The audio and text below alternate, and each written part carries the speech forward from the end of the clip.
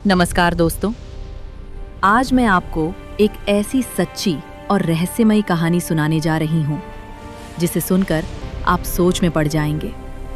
क्या आपने कभी सोचा है कि क्या भगवान भी अपने कर्मों के फल से बच सकते हैं? क्या भगवान को भी अपने किए हुए कर्मों का परिणाम भुगतना पड़ता है? आज की ये कहानी इसी सवाल का जवाब है। महाभारत का युद्ध समाप्त हो चुका था। कुरुक्षेत्र की धरती पर चारों तरफ सिर्फ सन्नाटा था। धर्म की जीत हो चुकी थी, लेकिन इस जीत के पीछे बहुत बड़ा विनाश छिपा था। हजारों योद्धा मारे जा चुके थे और एक मां अपनी पूरी दुनिया खो चुकी थी। वो मां थी गांधारी, जिसमें अपने 100 पुत्र एक ही युद्ध में खो दिए थे। सोचिए, एक मां के लिए इससे बड़ा दुख क्या हो सकता है। गांधारी धीरे धीरे श्री कृष्ण के पास जाती हैं। उनकी आंखों में आंसू नहीं, बल्कि गहरा दर्द और क्रोध होता है। वो कहती हैं, हे कृष्ण, तुम चाहते तो यह युद्ध रोक सकते थे। तुम्हारे पास शक्ति भी थी और अवसर भी। जैसे मेरा वंश खत्म हुआ, वैसे ही तुम्हारा यदुवंश भी नष्ट होगा। समय बीतता है और धीरे धीरे यदुवंश के लोगों में अहंकार आ जाता है। वे अपनी शक्ति और वैभव में इतने डूब जाते हैं कि उन्हें किसी का सम्मान करना भी याद नहीं रहता। एक दिन वे कुछ ऋषियों का मजाक उड़ाते हैं और यही गलती उनके विनाश की वजह बन जाती है। ऋषि उन्हें शाप देते हैं और फिर धीरे धीरे यदुवंश के लोग आपस में ही लड़ने लगते हैं। कोई बाहरी दुश्मन नहीं था, लेकिन फिर भी पूरा यदुवंश अपने ही हाथों खत्म हो जाता है। अब समय आ चुका था जब भगवान श्री कृष्ण अपनी लीला समाप्त करने वाले थे।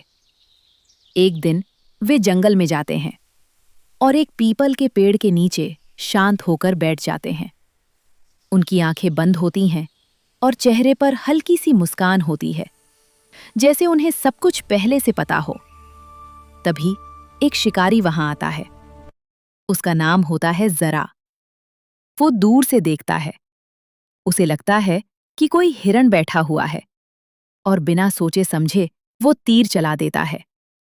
वो तीर सीधे जाकर श्री कृष्ण के पैर में लग जाता है। जैसे ही शिकारी पास आता है, उसे सच्चाई का पता चलता है।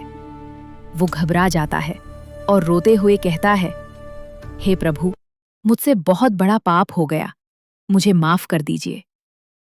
तब श्री कृष्ण मुस्कुराते हैं और बहुत ही शांत स्वर में कहते हैं, डरो मत, ये सब पहले से तय था। तुम तो बस एक माध्यम हो। दरअसल ये कोई साधारण घटना नहीं थी, ये कर्म का फल था, क्योंकि पिछले जन्म में ये शिकारी बाली था, जिसे भगवान राम ने पेड़ के पीछे छिपकर मारा था। और इस जन्म में वही कर्म भगवान श्री कृष्ण के पास वापस आया। इस कहानी से हमें एक बहुत बड़ा सत्य मिलता है। कर्म का फल हर किसी को मिलता है, चाहे वो इंसान हो या खुद भगवान। अहंकार हमेशा विनाश का कारण बनता है, और जो भी इस दुनिया में होता है वो ईश्वर की योजना का हिस्सा होता है। अगर आपको ये कहानी पसंद आई हो तो वीडियो को लाइक जरूर करें, और ऐसे ही सच्ची और अद्भुत कहानियों के लिए हमारे चैनल को सब्सक्राइब करना ना भूलें। धन्यवाद।